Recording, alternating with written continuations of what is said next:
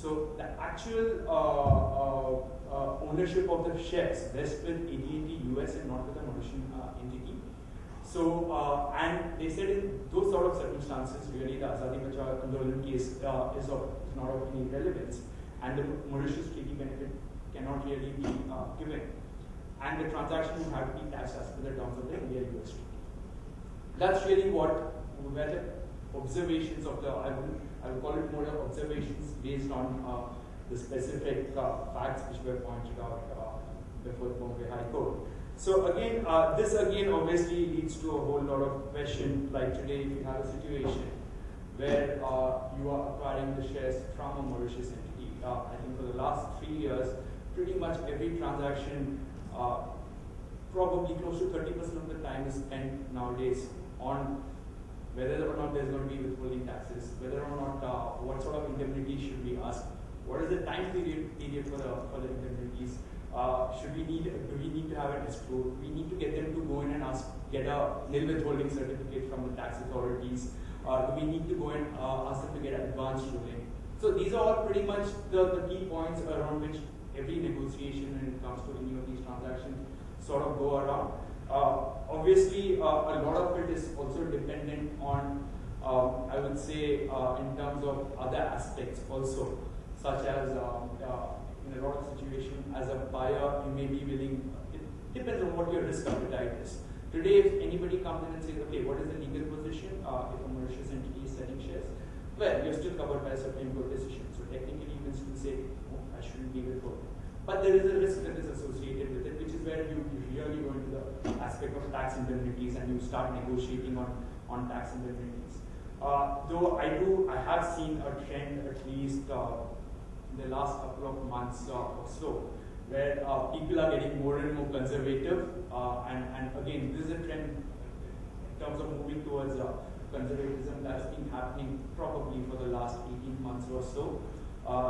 Initially, I think if you look at transactions that happened 2 or 2.5 years back, any of these transactions, the only thing that they really bothered about was, is there a tax residency certificate that's there? That's the only thing that they bother about from a buyer perspective. Okay, they have tax residency certificate, we won't withhold, and so long as we get an indemnity covering both withholding tax and also the respect of the REF-SSC issues. Towards probably what 12 months before, you started going more towards legal opinion. There are also some transactions where even tax insurance, because that's also a product that was being offered and is still being offered, though very rarely, to cover for the tax risks that arise on any of these transactions. So that is again something that was happening. And now a lot of people are moving towards let's go and get an advance rule. Let's get in some clarity as far as the transaction is concerned, because otherwise we don't know when the tax authorities may decide to initiate proceedings. Again, as I said, these are just some of the key issues which pretty much dominate, I would say, when it comes to any of the cross-border transactions, at least on the inbound side. Again, these are just some of the cases, so I'm going to skip that. Outbound acquisitions, again, as far as outbound acquisitions are concerned, sorry. As far as outbound acquisitions are concerned, again, when you're looking at really investing or acquiring a company overseas, there are certain key questions that immediately pop into your mind. First question is obviously, do I acquire directly or do I set up a SPV and then acquire? Second question that comes in, okay, if I want to set up a SPV first, what is the jurisdiction I should be looking at? The next question is, okay, as far as the target or the target country is concerned, what sort of vehicle should I use? You do have various types of vehicles. Each one of them may have a different tax consequence that may flow through, even when you're looking at an acquisition abroad. Some of the vehicles are, you can have a limited partnership or a limited liability partnership, LLC, which is different from a normal corporation. An LLC is again from, if I look at an LLC in the US, that's a pass-through entity. So which means that essentially it is the LLC is ignored and everything is taxed in the hands of the interest holders directly. A C Corp, which is a traditional company, A Sika or Soparti, these are pooling vehicles that are used in some of the European jurisdictions, which can again be used, which are entitled to actually treaty benefits.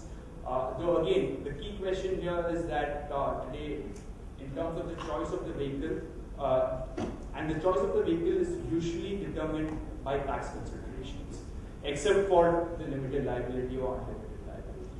Because that's usually the only circumstance when you're really looking at non-tax considerations in terms of looking at the vehicle. But for most other reasons, you're looking at the tax considerations.